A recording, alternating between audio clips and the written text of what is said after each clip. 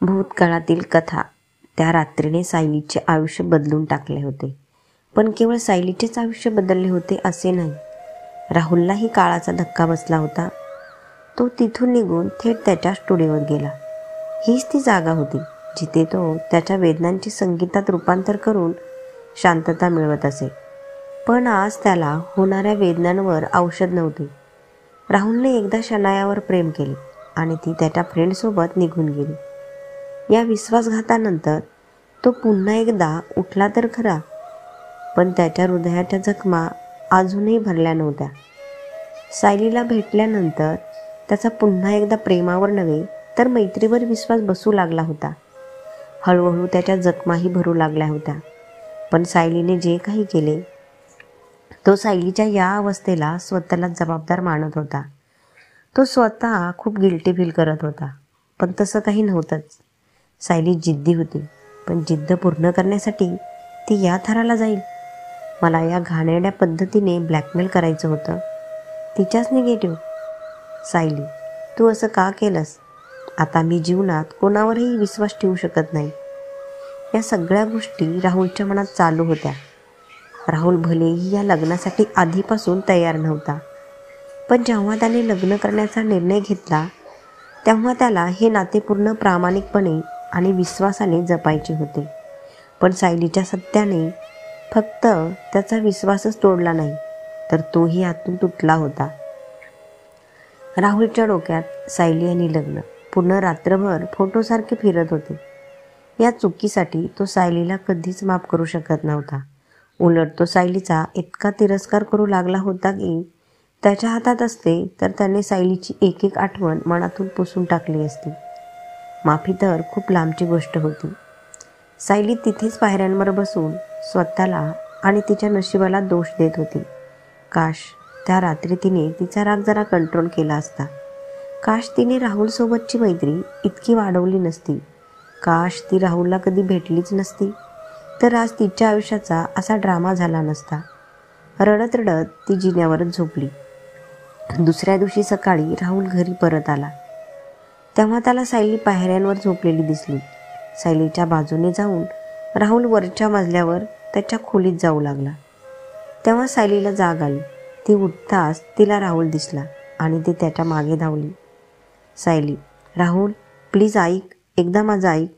राहुल, मला तुझं काही ऐकायचं नाही आहे. मागे मागे धावून उपयोग नाही. सायली, ठीक आहे, मी चहा. राहुलने तिच्या तोंडावर दार बंद केले. सायली निराश होऊन खाली आली. थोडा वेळ बसून मग किचनमध्ये जाऊन चहा करायला लागली. चहा बनवून अर्धा तास झाला होता. सायलीने राहुलला 3दा आवाज दिला, पण राहुलने प्रतिसाद दिला नाही किंवा खोलीतून बाहेर आला नाही. सायली राहुलची वाट पाहत होती. सायली मनात, चहा पिताना मी त्याच्याशी बोलायचा प्रयत्न करेन असा विचार करत होते, पण त्याला इतका राग येतो हे मला माहीत नव्हतं. सायली, तू हे काय केलंस? परफेक्ट पार्टनरच्या नादात एक चांगला मित्र गमावला, पण मी इतक्या लवकर हिंमत हारणार नाही. त्याला माझे ऐकावे लागेल आणि मला माफ करावे लागेल. सायलीने खोलीचा दरवाजा वाजवला. सायली, राहुल, मी 4थ्यांदा बोलवत आहे. चल, चहा तयार आहे. काहीच उत्तर आले नाही. सायली, बरं मी तुझा चहा इथे आणून देऊ का? बोल, काहीतरी उत्तर दे. गेल्या अर्ध्या तासापासून मी तुझी वाट पाहत आहे. राहुल, मी तुला वाट पाहायला सांगितले नाही. जा, तुला वाटेल ते कर आणि हे खोटे ढोंग बंद कर. सायली कडक आवाजात, मी काही दिखावा करत नाही आहे आणि तुझ्यासाठी चहा बनवण्याची ही पहिलीच वेळ नाही. या आधीही मी महिन्यातून 20 दिवस चहा बनवायची. राहुल, मॅडम, तुम्ही माझ्यावर खूप मोठा उपकार केलात. आता या चहाचे ऋण मी कसे फेडणार? सायली, फालतू बोलू नकोस. मी कोणतेही उपकार करत नाही. मी फक्त एवढंच सांगते की पूर्वीसुद्धा आपण एकत्र चहा प्यायचो. मग आता चहावर राग का काढतोय? राहुल दार उघडतो आणि बाहेर जातो. या गोष्टीची गाठ बांध की आता काहीही पूर्वीसारखे राहिले नाही आणि कधीही होऊ शकत नाही. म्हणूनच हे नाटक बंद कर आणि मला मोकळा श्वास घेऊ दे. सायली, आता कुठे जाणार आहेस? राहुल, मोकळा श्वास घ्यायला, कारण तुझ्यासोबत माझा जीव गुदमरतोय. सायलीला राहुलच्या बोलण्याचे वाईट वाटले. ती पुढे काहीच बोलू शकली नाही आणि फक्त राहुलकडे बघत राहिली. संध्याकाळचे 4 वाजले होते. सायलीने सकाळपासून तयार केलेला चहा तसाच टेबलावर होता. सायलीने आत्तापर्यंत राहुलला 3दा फोन केला, पण राहुलने प्रतिसाद दिला नाही. सायलीला माहीत होते की राहुल खूप रागात आहे, पण तिला चांगलं वाटत नव्हतं. तिच्यामुळे आज तो त्याच्याच घरातून निघून जात होता. राहुल संध्याकाळी 7 वाजता घरी आला, तेव्हा यावेळी सायलीने त्याच्याशी बोलण्याचा प्रयत्न केला नाही आणि शांतपणे चहाचा कप खोलीत ठेवून आली. राहुल वॉशरूममधून बाहेर आल्यावर त्याची नजर चहाच्या कपावर पडली. शेजारीच एक चिठ्ठी होती. राहुलने ती उघडली तेव्हा सायलीने त्यात स्वारी लिहिले होते. काही वेळाने सायली कप घेण्यासाठी खोलीत आली, तेव्हा तिने पाहिले की राहुलने चिठ्ठीचे तुकडे करून चहाच्या कपात ठेवले होते. सायलीच्या डोळ्यात पाणी आले. सायली, तुला पाहिजे असेल तर मी दुसरा चहा घेऊन येऊ? Rahul, no thanks. सायली, राहुल, हे असे किती दिवस चालणार? राहुल, काय? सायली, हेच खाणं पिणं सोडून घरातून निघून जाणं? राहुल, मी तुझ्यापासून पळतोय, घरातून नाही. सायली, मग चहा आणि खायला काय अडचण आहे? राहुल, काही अडचण नाही, पण तू जे बनवशील ते विषासारखे आहे. सायली, मी जेवणाची ऑर्डर देते, तुला जे पाहिजे ते सांग. राहुल, मला मोहरीच्या दाण्या एवढीही तुझ्या उपकाराची गरज नाही.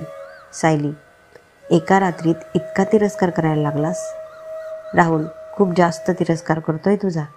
एक रात्र तर लांब, ज्या क्षणी तू त्या ब्लॅकमेलरला म्हणलीस हो मी त्याला ब्लॅकमेल करण्याचा प्रयत्न केला, त्या क्षणापासून तुझा तिरस्कार करतोय. सायली, राहुल, मला दुसरी संधी दे. मला माझ्या कृतीची खरोखर लाज वाटते. राहुल, चांगली गोष्ट आहे, लाज वाटलीच पाहिजे, पण माफीची अपेक्षा अजिबात करू नको. सायली, मग तुला माझ्याकडून काय हवंय? राहुल, मला तुझ्याकडून एवढीच इच्छा आहे की तू माझ्याकडून काहीही अपेक्षा ठेवू नको, फक्त तुझा विजय साजरा कर. सायली, बरं, आणि या नात्यातून? राहुल, हे जबरदस्तीचे नाते, हे माझ्यावर ओझे आहे. तिला राहुलकडून काही गोड बोलण्याची अपेक्षा नव्हती, पण त्यांच्या नात्याबद्दलचा त्याचा दृष्टिकोन जाणून सायलीचा गळा भरून आला. ती पुढे काहीच बोलू शकली नाही आणि तिथून निघून गेली. राहुललाही वाईट वाटत होतं. दोघेही अशा वाटेवर होते जिथून त्यांना मागे जाता येत नव्हते आणि समोर फक्त अंधार दिसत होता. दोघेही एका विचित्र कोंडीत सापडले होते. अगदी 1 दिवसापूर्वी सुरू झालेले हे नाते, त्याची सुरुवात अशा विचित्र पद्धतीने झाली की त्या नात्यात त्यांना गुदमरल्यासारखे वाटत होते.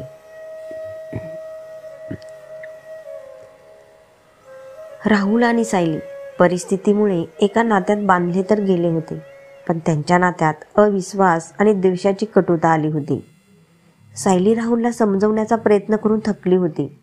आज लग्न होऊन 3 दिवस झाले होते, पण राहुलचा राग 1% कमी झाला नव्हता.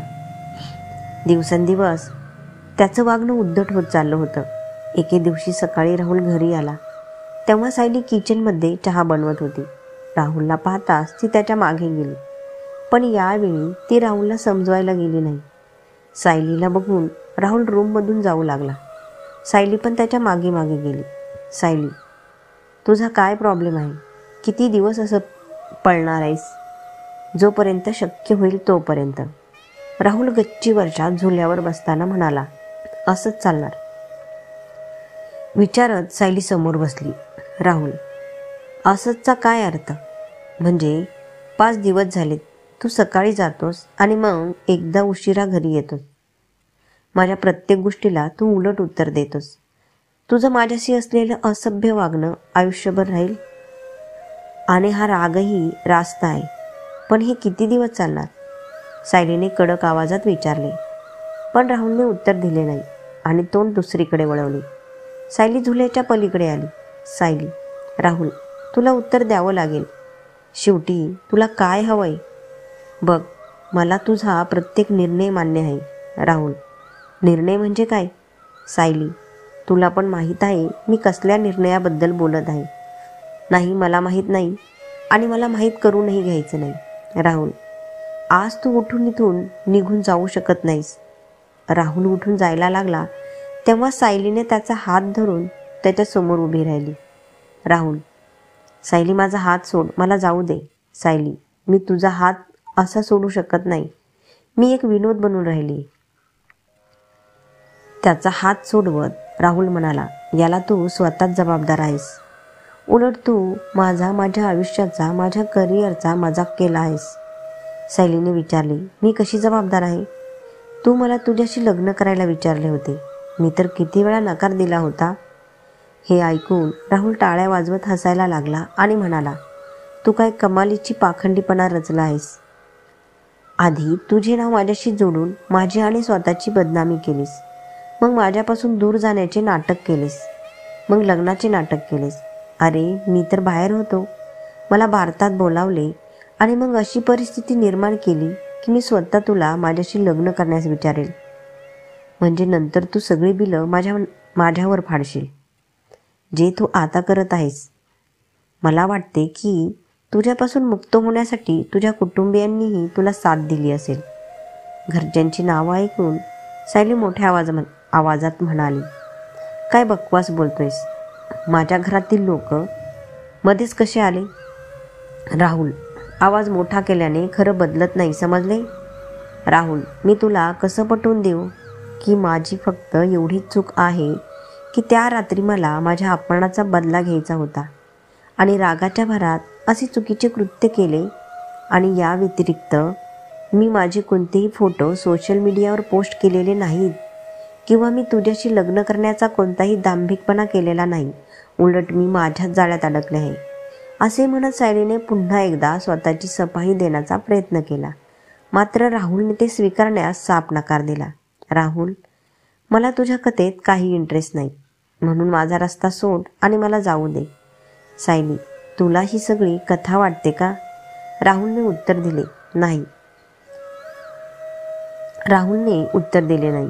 राहुल, प्लीज मला माफ कर. मला स्वतःला सिद्ध करण्याची एक संधी तर दे. सायली हात जोडून माफी मागू लागली. राहुल, तू काय सिद्ध करणार? हां, मी तुला नेहमी सांगत आलो आहे की ज्या नात्यात प्रेम नसते तिथे फक्त घुटण होत असते. मी तुला लाखो वेळा समजावून सांगितले की मी तुझ्यावर प्रेम करू शकत नाही आणि मला हे देखील चांगले माहीत आहे की मी तुझा विजय आहे, प्रेम नाही. पण नाही, तू मान्य केले नाहीस. तुझे परिपूर्ण जीवनाचे खोटे स्वप्न पूर्ण करण्यासाठी तू माझा अपमान करण्याचा डाव आखला. सायली, ज्या दिवशी मी मोबाईल स्क्रीनवर ते निगेटिव्ह फोटो पाहिले होते ना, त्या दिवसापासून मला झोप येत नव्हती.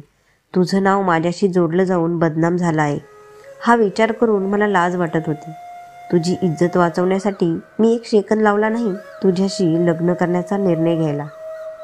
कारण माझा तुझ्यावर आणि तुझ्या सत्यावर विश्वास होता. पण सायली, तू तर मर्यादा ओलांडलीस. धन्यवाद.